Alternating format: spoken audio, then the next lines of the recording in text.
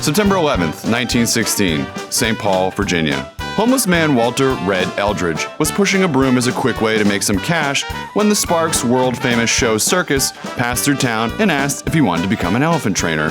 Because how the else would this story begin? Seeing as he had nothing better to do, Eldridge jumped on board and found himself wrangling the star of the show, a 10,000-pound Asian elephant named Mary.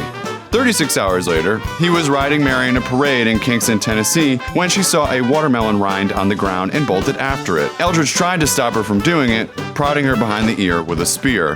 Maybe it was because she was suffering from an abscessed tooth, or maybe she just really wanted some watermelon, but Mary grabbed Red with her trunk and started, quote, dashing him across the ground. She then got all Game of Thrones Mountain versus Viper and proceeded to squish his head beneath her foot. As one witness recalled, quote, blood and brains and stuff just squirted all over the street. They don't call him Red for nothing. As you might imagine, the hundreds of people watching this didn't react with cool logic.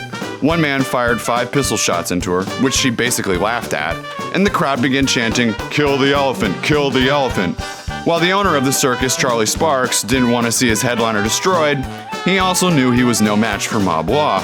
So, kill the elephant they would. Here's why they ended up deciding to hang her. Bullets didn't work, poison wouldn't work, and neither would electrocution. Some suggested crushing her between 2 locomotive engines, while others thought drawing and quartering her medieval style between the 2 trains would do the trick. In the end, like any good mob, they decided to hang her from a 100-ton crane. Of course, she was too heavy and snapped the first chain, but they finally got it right, and Erwin, Tennessee became perhaps the first and only city to hang an elephant. What strange Heartland history would you like us to look at next? Let us know in the comments, and be sure to subscribe to Rated Red's YouTube channel for more videos.